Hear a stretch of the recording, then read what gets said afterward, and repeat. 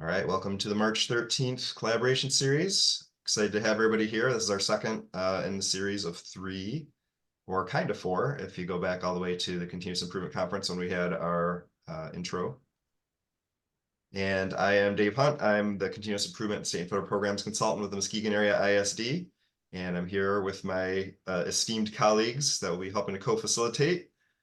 Hilda, you want to go ahead and introduce yourself? Sure. Good morning, everyone. Hilda Irani, Dearborn Public Schools. I'm the Director of Curriculum Instruction. Thank you for being here today. Go ahead, Frank. Hey, everybody. Frank Holes with the Michigan Department of Education, and I'm regional consultant for Kalamazoo, Calhoun Branch, and Hillsdale counties, and just overall handsome and great guy. His beard gets darker every time I see him. I know. Yeah. Darkened this morning. Go ahead, Mike. Grecian formula for men. Hey, good morning, everybody. Mike Fine from the Ottawa ISD, and I'm the continuous improvement and science consultant housed out here over near Holland, Michigan. So thank you for being here and look forward to delivering our presentation today. All right, so just getting into our series outcomes, we are really here to strengthen the continuous improvement teams and processes. We want to really build our understanding and fluency around continuous improvement process and the use of the MICIP platform, and emphasize the importance of implement, monitor, and adjust. So today we're really going to be getting into strategies and helping to get your strategies set up so that you're able to implement your continuous improvement plans. Really, we are focusing on things outside of the MICIP platform. So we're not going to really be getting into the platform too much. We're not going to really be doing a how-to with the platform. We will make a couple of references. We do have a couple of resources that we might share around a few of those things. But if you are looking for some more assistance around how to use the platform, what the platform's all about, and all that sort of thing, we do have the video of our double session that we did at the October Continuous Improvement Conference this year. And so both of those videos are right in the dashboard, as well as the full presentation. So if you're like, okay, this is all great, but I just don't even know how to use the platform, the full details about that and our full presentation is right in the dashboard. But since we did that 101 at the Continuous Improvement Conference and we have the videos and the presentations for that, we really wanted to focus in more on our processes and not so much the platform for this part of the series. And specifically for today, we didn't quite get through talking about data at our last meeting. And so we are going to pick up and talk just a little bit about data. We're really trying to think about data differently than just looking at student outcome data. We really want to talk about the whole child data. And so we have a few examples of that we want to share. And then the bulk of this morning's learning before we do some breakout rooms is really getting the most out of our strategies and activities. We are going to go into some breakout rooms for a few minutes so everybody can do a little bit of collaborating. And then after our breakout rooms, Granville is going to be here to talk about their MTSS process and how that relates to MICIP. MTSS and MICIP and how those work together have been really big requests for the series. It was a big request last year. It's a big request this year. And so we spent a little bit of time last time with Grand Haven Public Schools and their MTSS process. Today we're going to have Granville here, and we'll get into that after our breakout sessions. Just a few real quick logistics. The series dashboard is always going to be available at that bit.ly address. So the bit.ly/24 MICIP collab. That is case sensitive, so make sure that you capitalize the MICIP. And there's no reason to just not bookmark it. So if that's something that you want to go back to and look at later, you can just bookmark that our dashboard. We're going to record it every time. We're going to get it posted on there. You're welcome to share anything. So you can share the video, you can share the resources, you can share the presentation. You can do anything that you need to do, distribute it as far and wide as you would like. There's no need to attend all the sessions live. So if for some reason you need to leave a little early today, you're always welcome to come back and watch the videos later, participate asynchronously. Just the one caveat to that is that if you would like to get sketches, you do have to be here live. And you're going to need to make sure that you sign in when you are here for that. We are monitoring the chat. So if you have any questions or tips or anything like that, please just drop it in the chat. Or if it seems like a good time, you're welcome to even unmute your microphone and just either ask a question or provide a resource. We are all just people that work in the field as well. And so we know that there's a lot of knowledge and experience out there. We really try to make this the collaboration series so we can hear from all of you. And so if you have some great examples, if you have anything that you'd like to share, great resources, please drop those in the chat or just unmute and we can have a little bit of conversation around that. And so we really try to, like I said, we're doing some crowdsourcing here. So we're always welcome to hear from everybody. And we also do have a link to the resource repository. It's linked here in the presentation. It is also linked on our dashboard. So if you have some great resources that you can just paste them right in that repository and share those with anybody else. Or just drop them in the chat and we'll put them in the repository for you. All right, so there were just a couple of takeaways from our last meeting. We just kind of grouped these up, found a couple of themes. And one of the things that we really talked about is this idea about sustainability. We don't want to try to pack our plans with lots and lots and lots of things. We really want to try to think about what is something that we are going to be able to actually put into place and then actually be able to sustain. So I thought that that was a nice takeaway that this person had. And like I mentioned, a lot of interest around the intersection of MTSS and MICIP, and we'll be able to get a good example of that today from Granville. And a couple of ideas here around writing down our processes and creating visual tools and being able to kind of visualize for not only ourselves, but for our stakeholders. What are we trying to accomplish with continuous improvement? How do we form our teams? What do our processes look like? And so we had several visualizations last year. As a quick reminder, I'll show just a couple of those real quickly here. But those are a couple of the main takeaways from last time. And just wanted to do a little reminder. It's been a little while. It's been 2 months. There were a few in-between things that kind of happened since our last meeting. The school-wide field team reached out. At our last meeting, we really talked a lot about teams and processes and how to form good teams, who should be on the team, how to form strong teams. And the school-wide field team reached out and asked if we could share some of the resources that they have. And they have a lot of really great resources, the school-wide field team does. And so I linked those resources right here. I'm not going to open them up or anything like that, but if you are looking for some resources about how to strengthen your team, how to start a team, what the team should be doing once you get them together, in addition to what was on our last presentation on January 17th, there's some really great resources from the school-wide field team. Also, like I mentioned, MTSS and MICIP is always a big topic for this group. And there's a great resource here. I just have it linked in the presentation. I'll try to get that into the dashboard as well. But there's a great presentation here that was presented at the continuous, the MICIP. And I would recommend anybody take a look at that if you're interested in the intersection of MTSS and MICIP. So those are a few in-between things that kind of popped up since our last meeting. I just want to share those additional resources. All right, so just a very quick recap from our January 17th meeting. This is our team's favorite visualization.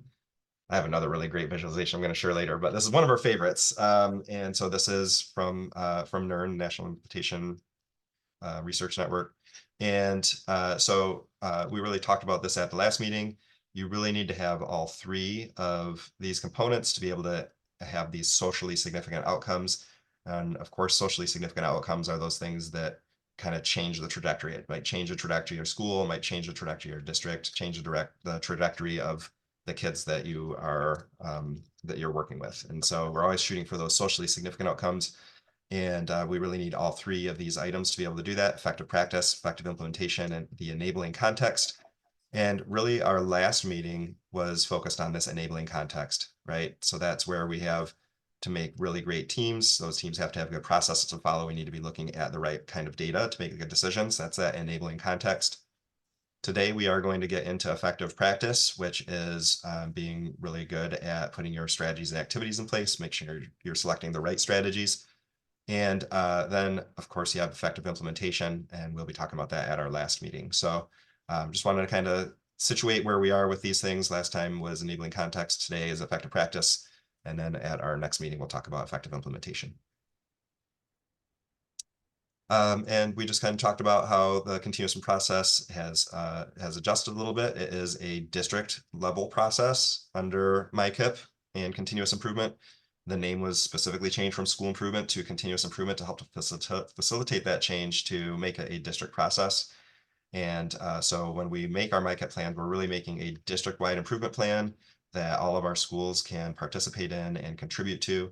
They may have different things going on in the schools. They may take a different emphasis for what's going on in the plan, but we do have one district plan and our schools are all a part of that plan.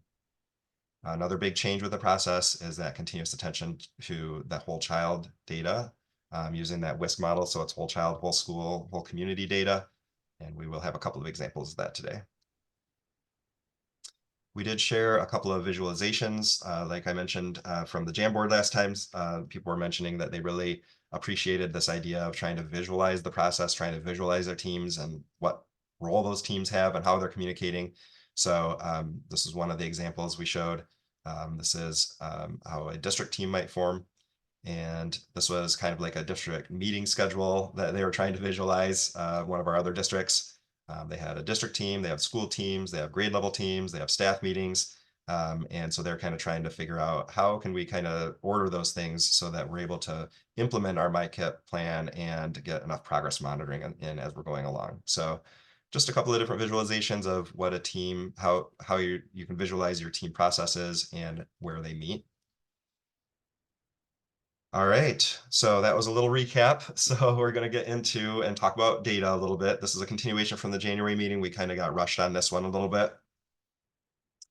And this is where we're really trying to think about what are all the different types and sources of whole child data that we're able to get together for our team to look at. I think a lot of times we do gravitate, or at least before continuous improvement kind of became the thing, but we kind of gravitated more toward outcome data. And we were really looking at just student outcomes. And that is for sure an important thing to measure. It's really good for evaluating if we put things into place. But if we're monitoring our implementation, there's lots and lots of other data that we could be collecting. One of the things that we really recommend is that you do some sort of data inventory where you're able to see what kind of data are you collecting in some different categories.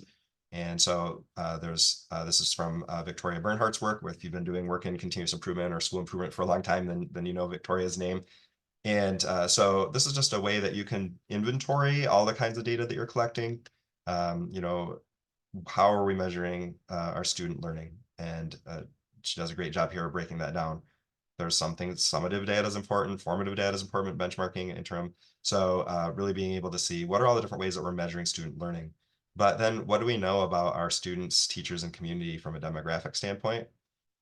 What do we know about our programs and processes? And then what kind of perception data are we collecting? So all of these things are very important for monitoring the implementation of our plans and also really trying to identify our needs so that we're making sure that we are writing our plans correctly and selecting the right strategies to move forward. So getting an inventory of all the data that you're collecting and starting to think about how are we using that data is a really great first step when you're thinking about how we're going to use our data and what data do we have. And just to mention here that there's really kind of three categories of data that you might want to collect and think about. That would be your academic data. Those are the things that are pretty easy to come to mind about academic data. But then we have our non-academics. So that would be things like behavioral data or internalizing or externalizing. I think that you know, things like attendance that goes into that category, but then also our systems and processes. So lots of different ways to think about data and making sure that we're looking at the right information to be making the right kinds of decisions, whether that's making a plan or whether that is monitoring the implementation of our plan. So this is just an example of that Victoria Bernhardt 4 types of data that would be filled out. And so this would just kind of help you get an idea about what are some of the things that we are talking about when we talk about like what is process data or what kind of things might you collect under demographic data. So we really like this graphic and think that it does a nice job of giving a practical example of what this might look like once you get it filled out. So wanted to get into a couple of examples. So Hilda is going to talk a little bit about something that they're working on at Dearborn. And Hilda, do you want me to pop this link open? Yes, please. Awesome. All right. Thanks, Dave. So actually combining a lot of just reiterating what Dave shared in terms of looking at the different types of data. Dearborn Public Schools, if you're not familiar, we're in the southeast part of the state, and we're the third largest district in the state. And so we've got over 30, schools and programs, and each of our schools feeds into, of course, our district continuous improvement plan, our MICIP. And so what we've done here at the district level was we met with every building leadership team. And so this is your administration, your support staff, your teachers that are part of that MICIP process at the building level. And they develop their own mini MICIP. And so they have this template, and we meet with them twice a year. And it looks at the various types of data points that they collect. So you can see there at the top who's on that leadership team that helps kind of look at this information, disseminate it to their staff, and go through staff meetings, through their PLCs, through their MICIP meetings at the building level, what they're looking at. And we have the 4 data points. So going back to this, the Bernhardt chart there, you're looking at your perception data. So the surveys that we give on a yearly basis, they're looking at their demographic data. So who their students are, who their staff are, of course, looking at achievement data, and then process data. So what processes and systems do they have in place that help ensure that, their initiatives are executed in a timely manner, effective manner. And so it's historical. So they keep adding to this every year, so they can scroll through. You can see previous data points on there. We really wanted this template to mimic what was on the MICIP platform. So the work that we're doing at the district level, they're doing at the building level as well. And so they go through the data analysis process, again, describing what they see. So listing just the facts. Remember, anything that's out of their control, they're not stating there. It's just what the data is telling them in terms of their perception, academic process. So going through the entire process there, they're looking at their academic data as well, identifying areas where there's gaps, looking at, just thinking and, with the data story, what you see on MICIP, it's the same process that we do here. Each building does have some autonomy on how they want to display this. And this information really is for them. It's not something that they have to submit to the district level. It's accessible by our district MICIP team, of course, but it's really for them and to guide their conversations, to plan. So when they're making decisions at the building level, they have the data to support. And so here you're looking at their MSTEP results over the last few years as well. And then we look at their initiative inventory. And this is really just going over what we have in place at the building level, of course, and identifying what's working, what's not, and what the next steps can possibly be. And again, this is done with the staff. It's never done in isolation. And so you can see there, whether it's, the first initiative being PLC, and that's something we believe heavily and really have been supporting at the district.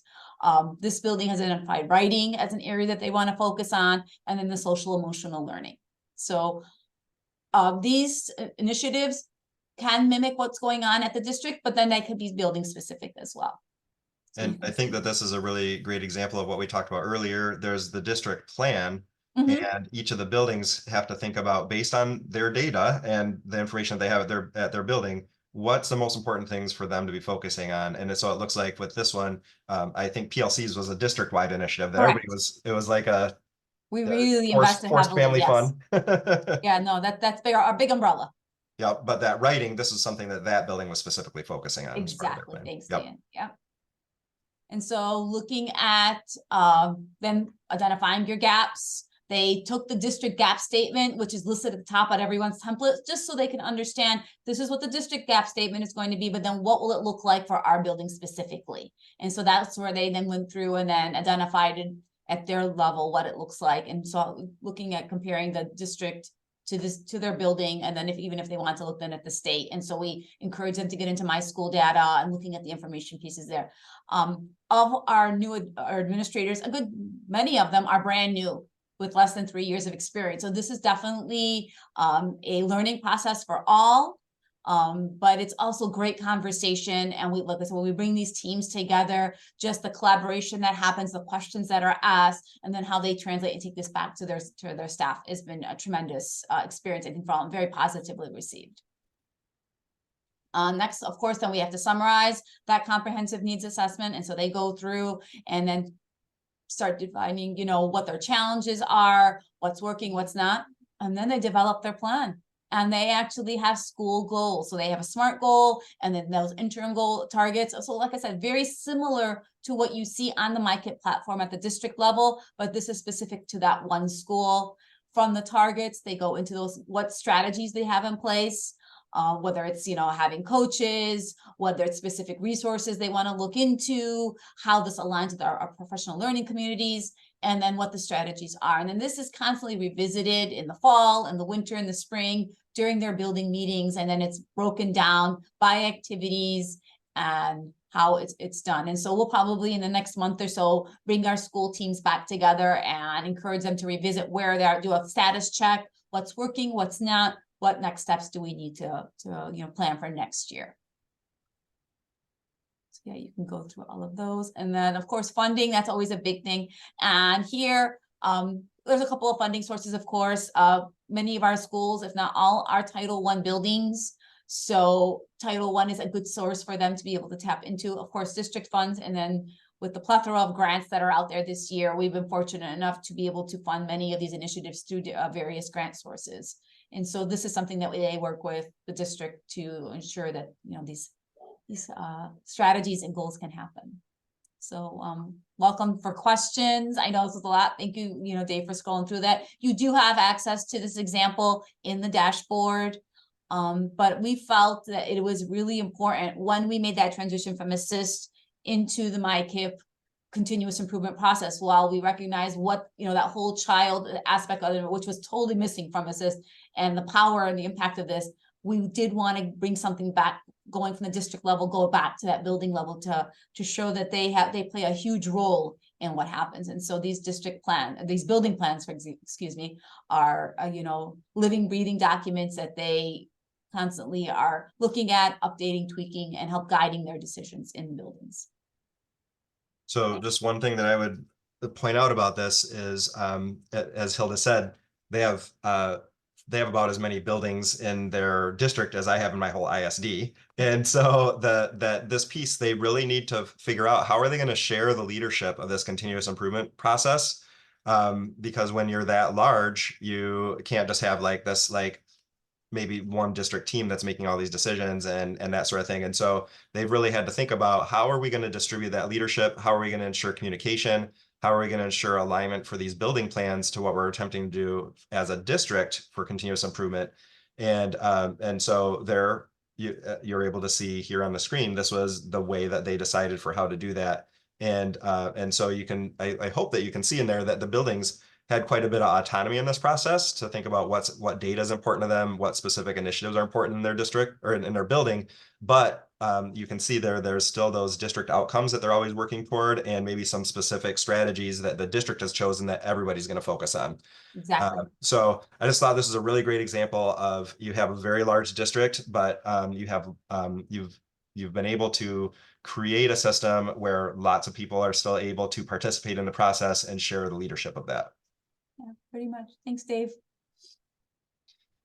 Any questions from anybody? I didn't see anything pop up in the chat, but does anybody, you're welcome to unmute as well if you have any questions for Hilda about how they established this process or how they put it in place, how they communicated it.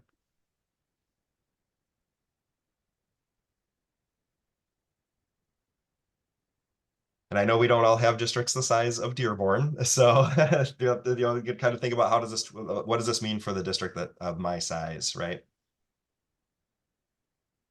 All right, thank you, Hilda. Thanks for sharing that. No problem. All right, so Mike was going to talk a little about GAD data. I know, Mike, you put a couple of slides in here. Do you want to just look at those slides, or do you want me to pop open your link here? No, I'll let everybody know is, we took a deep dive into, basically the overall goal of any district and any ISD is making sure our graduation rates are going up and our dropout rate is going down. And so we brought guidance counselors, high school principals, superintendents, and curriculum directors together for 2 3-hour sessions to really dig deep into graduation dropout rates per district, but also looking at an underutilized tool of a personal curriculum as it applies to the Michigan Merit Curriculum. So as Dave said, if you click on that link, that's going to really have a lot of data mining slides on it. But I only chose to bring out 4 slides of multiple slides from the actual presentation. So if Dave, don't click on it, but if you did, that's the actual day-long presentation that talked about graduation dropouts, data, your graduation audits from the MDE level and so on. So go ahead, Dave, if you want to advance it just for a moment. So to kind of keep everybody's data, I guess, private, every district was assigned a letter. So at the bottom, you'll see the letters on the x-axis, and this particular graphic was by number of kids per high school. That didn't include their alternative ed buildings. So this was every student, whether they were an EL student or a student with an IEP, it didn't matter. So this was their overall graduation rate per building. And if you look at the bottom, it shows whether they were modified. Oh, my volume. Hold on just a moment. Let me see what's happening here. Having some tech difficulties, Mike? I don't know. Let me turn it up here a little bit. Everything looks good on this side. You're just Can you really hear me better? soft-spoken this morning, Mike. All right, can you hear me better now? I'll speak up. Okay. So give me a thumbs up in the chat. Can you hear me better?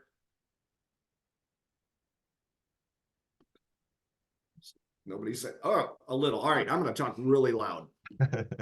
All right, so this was the overall graduation rates per district, but it also showed at the bottom whether they were modified with an IEP or whether there was a general modification, which was the personal curriculum. So there are some schools that were utilizing that tool better than others. But once again, sometimes you just don't know what you don't know about how to really incorporate this particular tool to match what the student's interest is when they're marching towards graduation. So if we go to the next slide. So this was just students that had IEPs and whether they had a personal curriculum in addition to an IEP modified or personal curriculum. So this breaks it down. There's 4 years of graduation rate. And if you notice at the very bottom, there's just a few little blips, and that's showing the students that actually had modifications to the Michigan Merit Curriculum graduation requirements. So if we go to the next slide. This one was focused specifically on English language learners and whether they had a modified curriculum. And this did not have them if they had an IEP. This was just using the personal curriculum to support those students as they work towards their graduation from their district. So if we go to the next one, and that was for ELA and math. So if we go one more slide. So sometimes we lose sight of our alternative ed students. And those are the ones that are at greatest risk of not graduating at all and basically leaning towards a life that's not going to be very productive. And we wanted to start paying attention more so to those kids because they also need the best chance to succeed in their lives as well. So then we broke it into, this is specifically just alternative ed buildings. And if you notice statistically, their graduation rates are much lower just looking at the blue lines. But using a personal curriculum, they may not need an Algebra 2. You can substitute for various things with a personal curriculum, and maybe they're leaning more towards, let's say they want to go into social work, for example, because they struggle with their own upbringing and they want to help others, so they can modify it based on their need, and that's exactly what that personal curriculum does. There are a lot of flexibilities with that. And we wanted to show this at the ultimate district level. This was at the ISD level where we had all the stakeholders in place. We allowed some process time for them to dig into their data individually. And once again, there's a lot more data that was part of that presentation that they had access to. And to kind of take away what kind of plans can they take back to their district to increase their graduation rate. So if you go back to Victoria Burkhart's 4 buckets, if you will, graduation dropout rate and personal curriculum kind of transcend all of those, because if students aren't engaged, they may not show up to school. If they don't show up to school, they're not going to graduate. So what demographics are not actually performing well or not performing well? Can we utilize a personal curriculum to increase their student engagement? So once again, just an example of a very big data mine that was a need, because like I said, the ultimate goal of every district is to graduate as many students as they can, keep them engaged, and keep the dropout rate as low as possible. So when you start digging into subgroups, then it kind of isolates what we can do better. And that was the need that we had in Ottawa County. And we will probably reconvene. We did not do it this year, but we'll probably look at the next 2 years of data and bring everybody back together to kind of relook at their plans. So if anybody has any questions, Dave, I think that was my last slide. Could you just advance one more? Yep. Yeah, okay. So if anybody has any questions, feel free to ask them now in the chat, or just unmute yourself and ask. Just a quick follow-up, well, maybe if anybody's typing out any questions. I think this is just a really great example where we are trying to use data to make a case, possibly for a strategy that we really want to put into place, right? And so I know in our county, which we're very close to Ottawa County, there really wasn't a lot of personal curriculum use, for example. And so when we also were really kind of digging into this data and seeing what kind of modifications were being made and what that had to do with graduation rates. And so being able to dig into that and think about those different demographics of the students, and you can really make the case for a strategy that you might want to pursue. So like this helps from like on a needs assessment side, but also kind of on a side of really trying to just make the case for something that might need to move forward. And then now you have this baseline data, you can put a strategy into place, and you'll be able to come back to this data and see if we're making improvements on it. So Dave, I just had a comment in the chat from Lisa. And I put my email in there, I can send you access, because one of the data mines that we did is when we had districts together, we asked them to share templates, because there's no really Michigan or MDE certified personal curriculum form. So everybody wants to say, well, what are you doing? What are you doing? So if you don't mind, if you want to send me an email and I put it in the chat, then I can give you access to the folder. But I have to caution you, please do not mess with the folder and its contents, because it's public access, because I had to have so many people be able to dive in and be able to drop documents. Just be very careful about how you treat the folder, because you will have editing rights to it. So send me an email and I will take care of that and give you access. Thank you. Mike's going to carefully curate who he shares that folder with. It was tough because we had over 200 people needed access to the folder, and I Right. can't just individually do it. So just be careful is all I'm asking. So really just a little bit of a recap here is just trying to think about data differently, and not just for the purpose of measuring your outcomes. You can really use data for that needs assessment to figure out what it is that you need to make a case for a specific strategy that you might want to employ, or and then ultimately to monitor the implementation, which is what we're going to be talking about at our last session, as the other piece that you're really going to want to use that data for. So we just wanted to give a couple of examples. We've talked about whole child data, and so we wanted to give a couple of examples of some practical ways that people have been collecting data and using that data for decision making. Hey, Dave, could I jump in just for a quick second as well?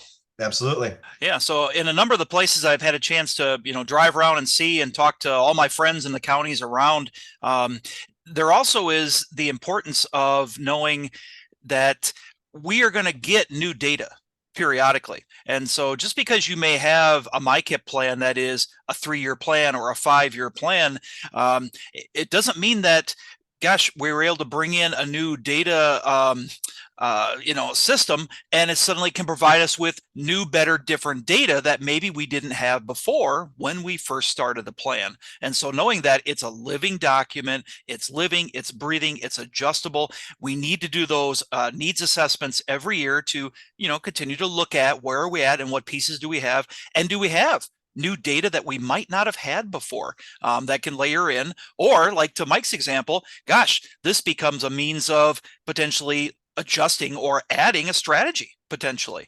So knowing, I think, and in both examples that we have folks that are digging in on a regular basis. It's not a, hey, I've arrived, I'm done, I'm here. It's no, this is very much a journey, and data is very much a part of that journey, and the needs assessment is very much a part of the journey. So thanks. Yeah, I think what Frank shared is just a couple of good examples of why the state changed the name from school improvement to continuous improvement, where we're always looking at the data, we're always looking and we're always making adjustments. It's not like just like, well, it's June, so it's time to think about this again. It's as from both of these examples, you can see that it's something that is ongoing and that we're going to revisit, and we're going to make some adjustments based off of what we're learning. All right, I am not seeing anything else popping up in the chat, so I'm gonna go into talking about strategies and activities. So I want to make a connection in MICIP. There is a spot in there that it comes after you've analyzed your data and after you have done your root cause analysis, and it is where we make a challenge statement. And so it's kind of sandwiched in between where we looked at data and we thought about the data and when we are deciding what to do about the data. So it's kind of sandwiched in between there. And I think that in my experience, some people kind of gloss over this stuff. I wanted to talk about it a little bit because it really helps you think about what you're going to make for your strategies or what kinds of strategies you might want to select, and then how you might want to craft your goal and what you might select for your outcome measures. So I just want to talk about this one just a little bit because it'll kind of lead into our strategies and activities conversation. So when we make a challenge statement, we really want it to have three parts. There's an if part of the challenge statement, then part of it, and so that. So you can see here that I have it highlighted. So if the staff have a better understanding of students' social emotional needs, then we can better engage students so that social emotional indicators improve. So in this case, our goal is that we want to better engage our students, and that so that our social emotional indicators improve. So that would be our outcome measures. So we'd be looking for social emotional pieces like maybe if you give the SRSS, or if you collect perception data, your discipline data, we'd be looking, those would be the sorts of things we'd write for outcome measures. But when you're thinking about what strategies or activities might you write, you look at the if statement. So if staff have a better understanding of students' social emotional needs. So our strategies would really be written around how can we, as a staff, get better at understanding what our kids' social emotional needs are. And so you might be looking at some strategies that you'd put in place around that. So just wanted to talk about that. I do have an example here. So here's another example without the highlights. And just to see if maybe we can do a little thinking around this. So if the school environment is student focused, is connected to families, and is adaptable and flexible to student needs, then student families and the school community will feel valued, so that students will come to school and student achievement will increase. Does anybody want to take a shot at maybe identifying what part of that would be the goal? What would we write a goal around if this is our challenge statement?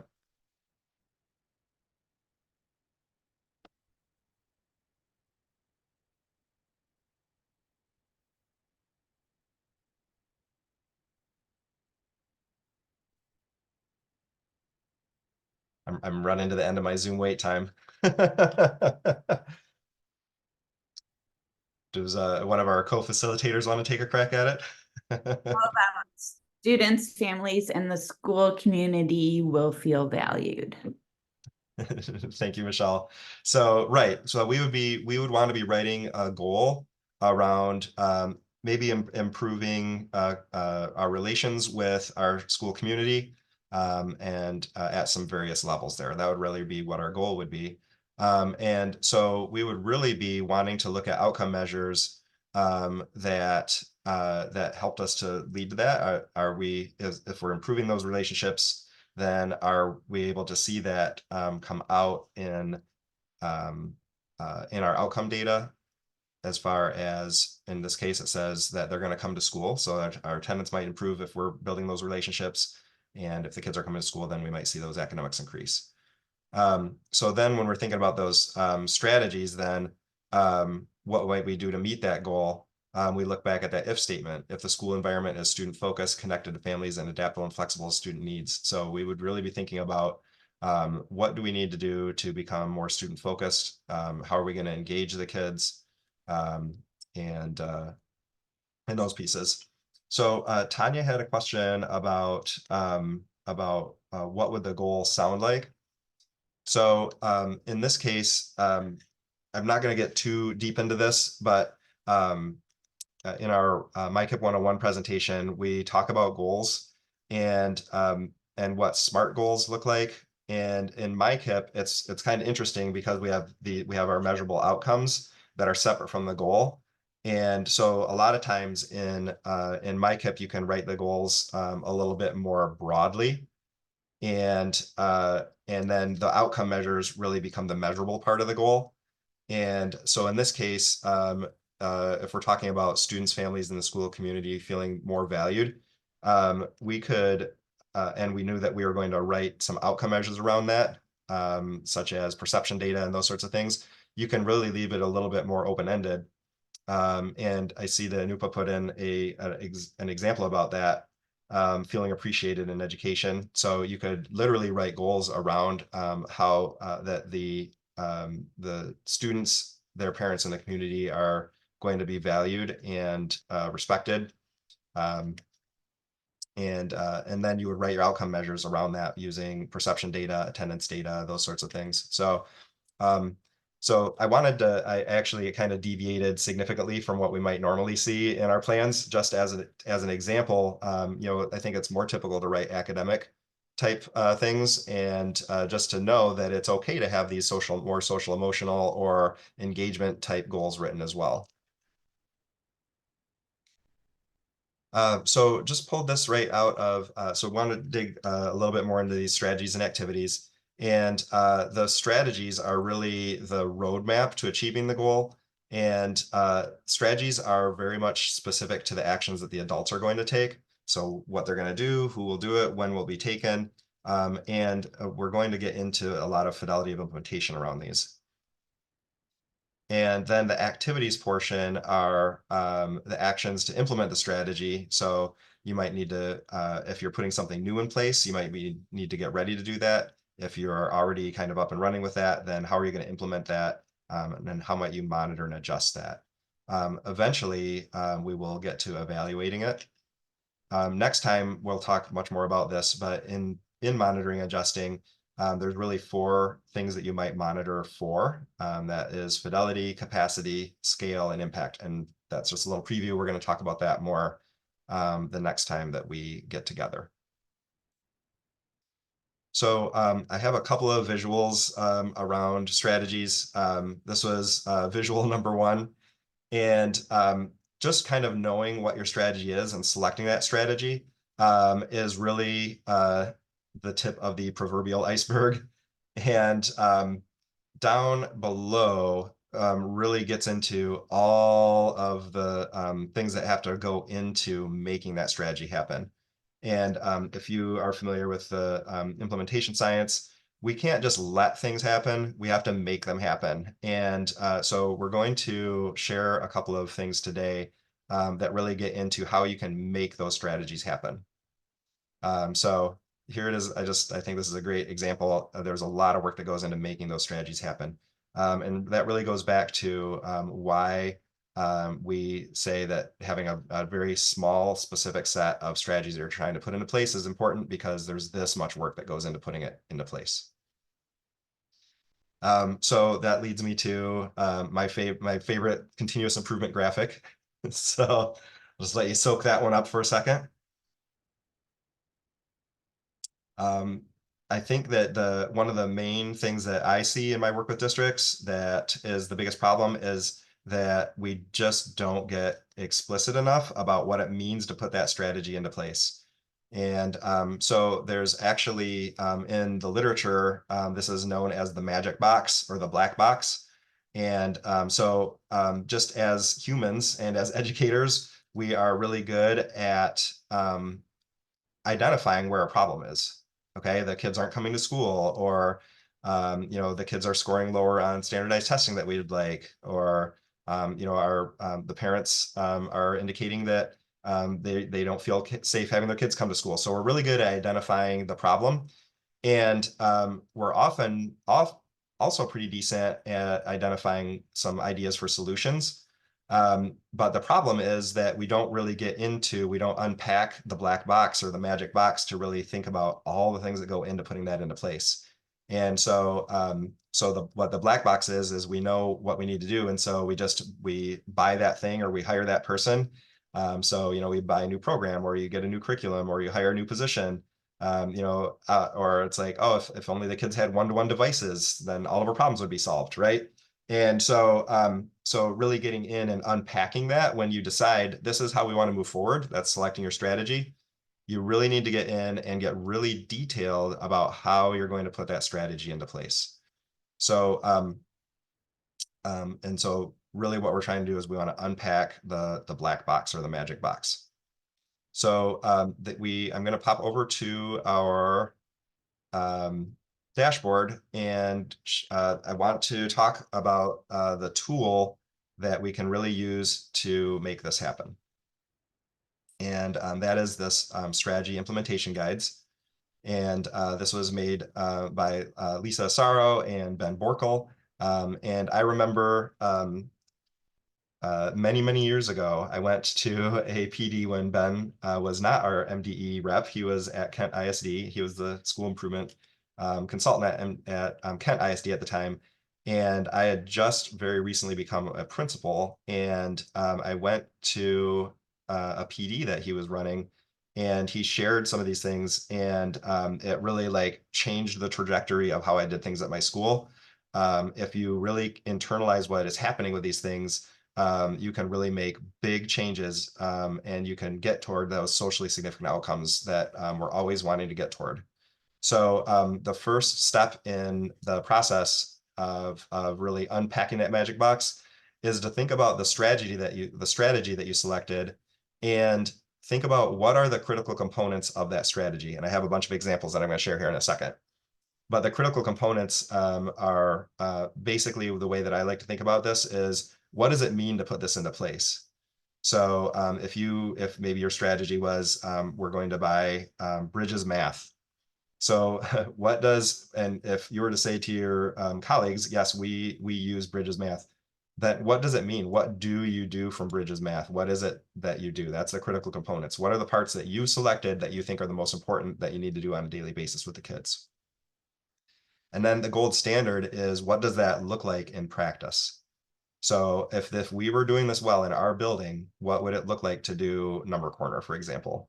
How long does it take? Are the kids all sitting on the floor? Are they in their seats? So like, what is the gold standard for that? Like, what does it really look like if we were doing that well? Sometimes there's some acceptable variations where in a different context or a different kind of room or a different situation that something might be applicable.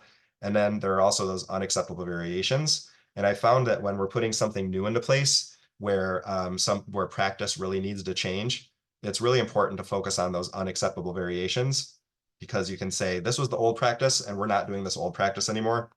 This is the practice that we've agreed on that we're moving forward. So so this kind of 4-step process here is really important. We select our strategy, and then we say, this is what it looks like to, this is what it means to put that strategy in place, and this is what it looks like in our building. This is what it does not look like. So you'll see in some of the examples that I have that we've made some modifications to some of these. Some of the examples use all 4 of these boxes. Some of them just use 3 of them. But this main concept is really important to go back and really unpack that magic box. That's what we're doing when we're getting really detailed about what these strategies are.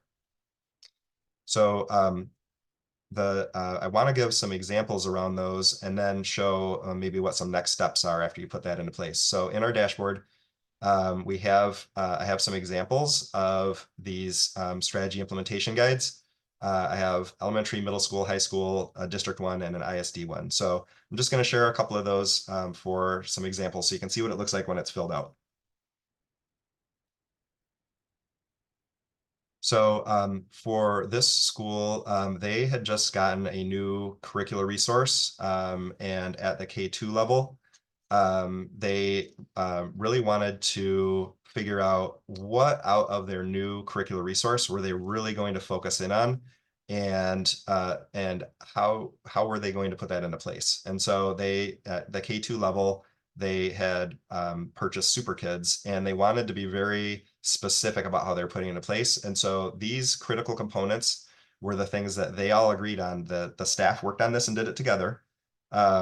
And they said, these are the things that we are going to be accountable for doing out of Super Kids every day. If you've ever put an ELA curriculum at the elementary into place, they give you this much stuff and you have this much time. And so you really have to agree as a staff, what are the things that we are going to put into place? And that becomes your critical components. And then the next part over is the gold standard. And that is, what does that look like to put that into place? So when we say that every day we're going to read the story, then they got into real detail about what does that mean at the kindergarten level, first grade level, and second grade level. And then you can see that the unacceptable variation here is not using the stories or the small group instruction. So, so this is just one example. It really gets into what that looks like at the elementary level. I want to show a high school example. So with this one, they they defined a gold standard. They did not define an acceptable variation, but they did have those unacceptable variations. So what this district was doing, or this high school was doing, was they wanted to, they were changing their model for special education services. They had previously had worked on a pullout model, and they wanted to move to what they called the special education flex model, where the students there was more of a TC model where the special education teachers would either push in or would consult with the gen ed staff. And so they were very early in implementing the strategy. And so if you were to look at these critical components, it's really about helping the staff understand the new model and put that new model into place. So you can see their critical components were that they were going to use their delayed start time to discuss differentiation. They're going to communicate, they're going to make sure there's good communication between the special education and general education staff by subject, clarify what universal supports are, and they're going to use that delayed start time to problem solve and share successes, and also use that time at the beginning of the semester to work on differentiating lessons and assignments. So they were just getting started in this, and they wanted to make sure that they were giving lots of time for their staff to get together to process and understand what they were putting into place, and make sure that they did a good job with it. So you can see what kind of gold standards they developed around that and what some of the unacceptable variations were. And this building monitored this very closely. I actually met with this building on a monthly basis because this was a big change for them. And they having this was very, very helpful to keep administration on track, to keep the special education administration on track, and to make sure that there was a lot of staff voice in this to help understand what did they really understand out of the process, what did they not understand, and how could we fix any of the barriers that were coming up. So lots of really great pieces for how that comes together. I did want to share one last example at an ISD level. And for this one, at the ISD level, we just use the critical components and the gold standards. We didn't identify unacceptable variations and that sort of thing.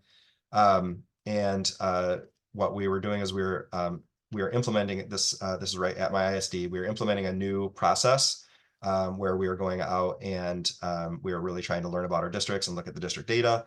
And so we got really detailed around what does it mean to put that into place. And so there were kind of three components to that. All of our staff were going to participate in this process. We were going to use an app to track all of our process or all of our services that we provided. And then we were going to engage with all the districts so they could look at their data. So I won't go into all the gold standards, but just kind of wanted to show that this process works really well at the elementary level, secondary level, the ISD level. I have a district level example in there.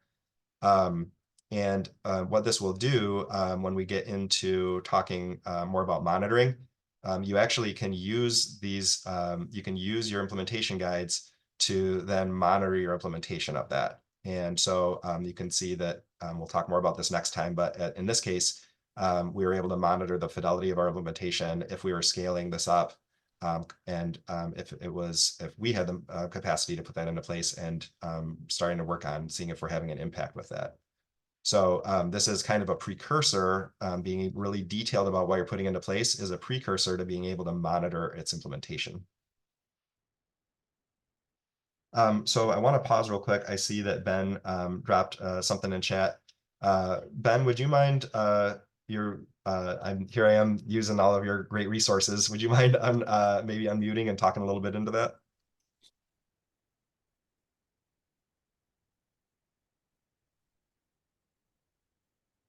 No, thanks, Dave.